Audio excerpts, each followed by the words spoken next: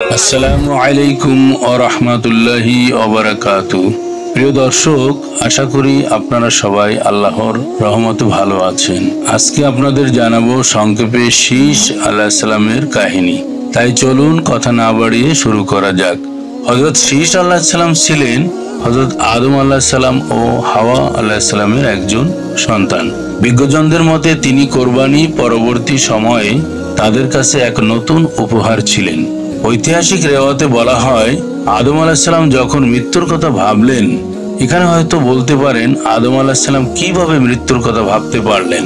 পৃথিবীতে একজন ব্যক্তি জানতেন তিনি কতদিন বাঁচবেন, তিনি হচ্ছেন আমাদের আদি পিতা হযরত আদম আলাইহিস সালাম। যাই হোক, তখন আদম আলাইহিস সালাম আল্লাহর নির্দেশে জনগণকে নেতৃত্ব দেওয়ার জন্য শীস আলাইহিস সালামকে বেছে নেন।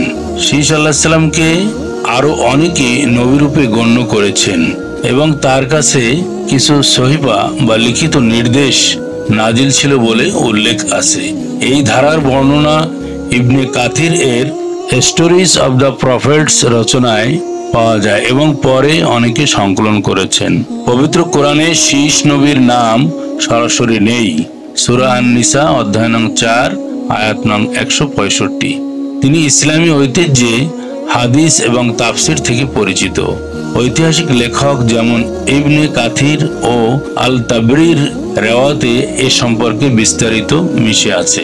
প্রচলিত বর্ণনায় বলা হয়, আল্লাহ শীস আলাইহিস সালামকে কিছু সহিফা অর্থাৎ লিখিত বিধান বা শিক্ষা দান করেছিলেন।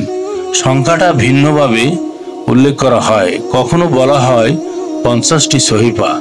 শীস নবী তখন থেকে মানুষের মাঝে নৈতিক শিক্ষা, ইবাদত ও সমাজগত নিয়মকানুন ছড়াতে থাকেন। তিনি লোকদের দাওয়াত দেন যাতে তারা আল্লাহর একত্বে ফিরে আসে। অনেক মানুষ তার দাওয়াতে হেদায়েত প্রাপ্ত হতে লাগলো। ইবলিস শয়তান এটা দেখে আর সহ্য করতে পারল না। ইবলিস ওই দলের মধ্যে ঢুকে সুন্দর সাজসজ্জা সহ ইবলিস মানুষের সামনে এলো। বহু লোক তার সৌন্দর্যে মুগ্ধ হলো। অনেকেই নফসের ধোকায় পড়ে নাচ গান, অতি বিলাসিতা, অনৈতিক আনন্দ ইত্যাদি শুরু হয়ে গেল। কিন্তু শীস আলাইহিস সালাম গভীর তাকওয়া, ধৈর্য ও আল্লাহভীরু। তিনি বললেন, এগুলো মজা মশকরার জিনিস, তোমরা এ থেকে বিরত থাকো, আল্লাহর একত্বে বিশ্বাস করো। শীস আলাইহিস সালাম নিজের আচরণ দিয়ে উদাহরণ স্থাপন করলেন, নফস রোধ করলেন, দুনিয়ার প্রলোভন পায়ে ঠেলে দিলেন। আল্লাহ শীস নবীকে এই পরীক্ষায় সাফল্যের প্রতিফলন দিলেন। তার উপর বরকত নাজিল হলো।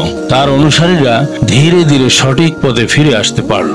বহু রেওয়াতে বলা হয়, শীস নবীর সতর্কতা ও শিক্ষার ফলে প্রথম দিকে অনেক মানুষ ফিরে আসে, কিন্তু শয়তানের কুচক্রে পড়ে তার কওমের কিছু মানুষ সমাজে অনাচারে লিপ্ত হয়। 960 বছর বয়সে হযরত আদম আলাইহিস সালাম অসুস্থ হয়ে পড়েন। অসুস্থ অবস্থায় তিনি ফলমূল খাওয়ার ইচ্ছা প্রকাশ করেন। আদম আলাইহিস সালামের পুত্রগণ ফলমূল সংগ্রহের জন্য বিভিন্ন জায়গায় চলে গেল। শুধুমাত্র শীস নবী পিতার সেবা যত্ন করার জন্য পাশে ছিলেন।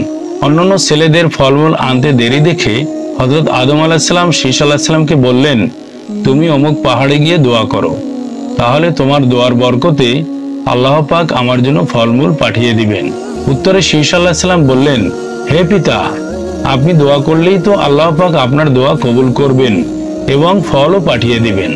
তখন আদম আলাইহিস সালাম বললেন, গন্ধম খাওয়ার জন্য আমি আল্লাহর দরবারে হাত তুলতে লজ্জাবোধ করছি। পিতার কথা মতো হযরত শীস আলাইহিস সালাম আল্লাহর দরবারে হাত তুলে দোয়া করলেন। দোয়া শেষে দেখতে পেলেন হযরত জিবরাইল আলাইহিস সালামের সাথে মুখোশ পরা একজন হুর ফলমূল নিয়ে দাঁড়িয়ে আছে। তখন আদম আলাইহিস সালাম বললেন, হে জিবরাইল, আপনার সাথে এই হুরটি কে? কেনই বা আপনার সাথে এসেছে? জিবরাইল আলাইহিস সালাম বললেন, আল্লাহ পাক জান্নাত থেকে এই হুরটিকে পাঠিয়েছেন শীস আলাইহিস সালামের স্ত্রী হিসাবে গ্রহণ করার জন্য। কেননা শীস ছাড়া আপনার সকল সন্তানই জোড়ায় জোড়ায় সৃষ্টি হয়েছে। তখন আদম আলাইহিস সালাম বেহেশতের হুরার সাথে শীস নবীর বিয়ের কাজ সম্পন্ন করে দিলেন।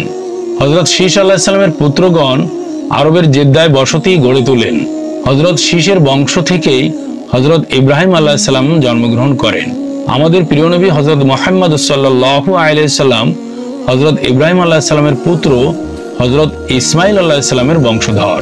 হযরত আদম আলাইহিস সালামের ইন্তেকালের পর হযরত জিবরাইল আলাইহিস সালাম জান্নাত থেকে মূল্যবান কাপড়, সুগন্ধি দ্রব্য নিয়ে এসে হযরত শীশ আলাইহিস সালামকে গোসল ও দাফনের পদ্ধতি বলে দিলে জিবরাইল আলাইহিস সালামের নির্দেশ মতো শীশ আলাইহিস সালাম তা সম্পন্ন করেন। এ সময় আদম আলাইহিস সালামের বংশধর প্রায় 40,000 উপস্থিত ছিলেন। আদিপিতা হযরত আদম আলাইহিস সালামের লাশ মোবারক আবু কুবাইস নামক একটি পর্বতের একটি গর্তে দাফন করা হয়। ইতিহাসে বর্ণিত আছে যে হযরত নূহ আলাইহিস সালামের মহাপ্লাবনের সময় আদম আলাইহিস সালামের মৃতদেহ কবর থেকে উঠিয়ে একটি বাক্সে ভরে জাহাজে উঠিয়ে দেয়া হয়। প্লাবন শেষে তাহা আবার যথাস্থানে দাফন করা হয়। শীশ আলাইহিস সালামের পুত্রগণ জেদ্দায় বসবাস শুরু করেন। স্বামীর মৃত্যুতে বিবি হাওয়া আলাইহিস সালাম মানসিকভাবে দুর্বল হয়ে পড়েন। পুত্র শীশ আলাইহিস সালামকে সঙ্গে নিয়ে তৎকালীন বাইতুল্লাহ তাওয়াফ করার জন্য মক্কায় আসেন। এরপর বিবি হাওয়া আলাইহিস সালাম জেদ্দায় পুত্র ও নাতি নাতনিদের সাথে বসবাস করতে থাকেন। আদম আলাইহিস সালামের ইন্তেকালের পর বিবি হাওয়া আলাইহিস সালামও ইন্তেকাল করেন। তাকে জেদ্দাতেই দাফন করা হয়।